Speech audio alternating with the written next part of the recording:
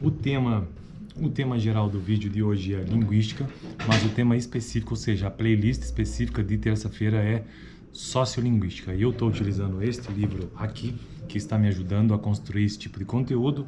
É um livro que apresenta, né, todas as disciplinas que compõem a linha linguística, as principais, entre elas a sociolinguística. Este foi um dos livros que eu utilizei nesta matéria. Essa foi uma disciplina que eu cursei na Faculdade de Letras. Atualmente eu estou no 4º período, em 2023 aqui na PUC, e eu cursei essa matéria ano passado, em 2022. Então, caso você tenha interesse, são 3 volumes, esse aqui é o volume 1, o link está aqui na descrição, é bem interessante. Beleza? É um livro que traz algumas considerações iniciais sobre sociolinguística, por isso que eu gosto dele. Mas, para referência maior, Marcos Banha é um autor bastante referenciado em sociolinguística. Mas eu estou usando esse daqui, beleza? Continuando então o vídeo anterior, o que foi o vídeo anterior? Foi o início sobre o assunto propriamente dito de sociolinguística, ou seja, a fixação de um campo de estudos, porque até então eu já tinha gravado diversos vídeos sobre os precedentes, né, sobre os antecedentes desta fixação de um campo de estudos, mencionando alguns autores. E até que cheguei, então, nesta parte, com a fixação de um campo de estudos que aconteceu ali pela década de 60, 1964, na Universidade da Califórnia, na UCLA. E naquele vídeo eu citei quais foram os autores que estiveram ali presentes, e principalmente com a publicação de um trabalho em 1966. E aí, naquele trabalho foi identificado alguns fatores socialmente definidos, que é a identidade social do emissor ou falante, identidade social do receptor, o contexto social e o julgamento social. Então, tudo isso foi levado em conta do ponto de vista linguístico naquele estudo. Por isso que se diz que naquele momento houve a fixação de um campo de estudos, que é a sociolinguística, basicamente sociedade e linguagem. E hoje eu quero continuar então a leitura desse texto, não sei se vou conseguir terminar ele, ainda não. Acho que eu vou ler apenas um parágrafo, eu vou deixar o próximo vídeo para eu tratar sobre Labov. A propósito do nascimento da sociolinguística,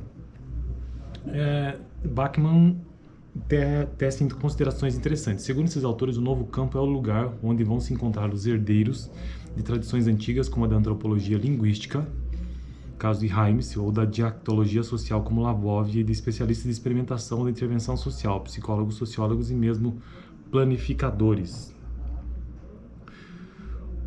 Os referidos autores observam também que a sociolinguística se constitui e floresce no momento em que o formalismo, representado pela gramática de Chomsky, então eu vou ler isso de volta, a sociolinguística se constitui e floresce no momento em que o formalismo, representado pela gramática de Chomsky, alcança enorme repercussão, em rota para o seu percurso vitorioso. Vemos assim que, de um lado, a preocupação com as relações entre linguagem e sociedade tinha raízes históricas no contexto acadêmico norte-americano, e também que a oposição entre uma abordagem imanente da língua versus a consideração do contexto social é posta com grande vitalidade no campo dos estudos linguísticos. Então aqui aparentemente surge essas duas concepções, né? Em oposição, surge a oposição, eu quero dizer, que de um lado a abordagem imanente da língua, que tem a ver com a gramática de Chomsky, e a consideração do contexto social, que é a sociolinguística. É posta com grande vitalidade no campo dos estudos linguísticos. De fato, a constituição da sociolinguística se fez claramente a partir da atividade de vários estudiosos e pesquisadores que deram continuidade à tradição inaugurada no começo do século XX por Boas, 1911, e seus discípulos mais conhecidos como Edward Sapir, 1921, Benjamin Worf, 1941, a chamada antropologia linguística. Então, pelo que eu estou percebendo, lendo o texto, é uma coisa que eu não tinha percebido, na verdade, quando eu fiz a disciplina, que sociolinguística, o antecedente principal, que talvez tenha influenciado muito, é a antropologia linguística. Nessa vertente em que a linguagem, cultura e sociedade são considerados fenômenos inseparáveis, então linguagem, cultura e sociedade são considerados fenômenos inseparáveis, linguistas e antropólogos trabalham lado a lado e mesmo de modo integrado. Nesse sentido, o que há de novo é a definição de uma área explicitamente voltada para o tratamento do fenômeno linguístico no contexto social. Tratamento do fenômeno linguístico no contexto social. E no interior da linguística, animada pela atuação de linguistas e particularmente de estudiosos formados em campos das ciências sociais. A sociolinguística nasce marcada por uma origem interdisciplinar, ou seja, marcada por interdisciplinaridade. É oportuno assinalar que o estabelecimento da sociolinguística em 1964, repetindo esta data, lá da Universidade da Califórnia, é precedido pela atuação de vários pesquisadores que buscavam articular a linguagem com aspectos de ordem social e cultural. Destacaremos aqui dois desses pesquisadores. Em 1962, Hymes publica um artigo em que propõe um novo domínio de pesquisa, a etnografia da fala, rebatizada mais tarde como etnografia da comunicação. De caráter interdisciplinar, buscando a contribuição de áreas como a etnologia, a psicologia e a linguística, o novo domínio pretende descrever e interpretar o comportamento linguístico no contexto cultural e, deslocando um enfoque tradicional sobre o código linguístico, procura definir as funções da linguagem a partir da observação da fala e das regras sociais próprias a cada comunidade. Questões como: qual o comportamento linguístico adequado para os homens, mulheres e crianças na comunidade X? Ou que momentos são adequados para o exercício da fala na comunidade Y? Podem ser tomadas como ponto de partida para a pesquisa em etnografia de comunicação. Mais tarde, Hymes, já em 1972, publicou um artigo de grande impacto, abre aspas, Model of Interaction of Language and Social Life, fecha aspas,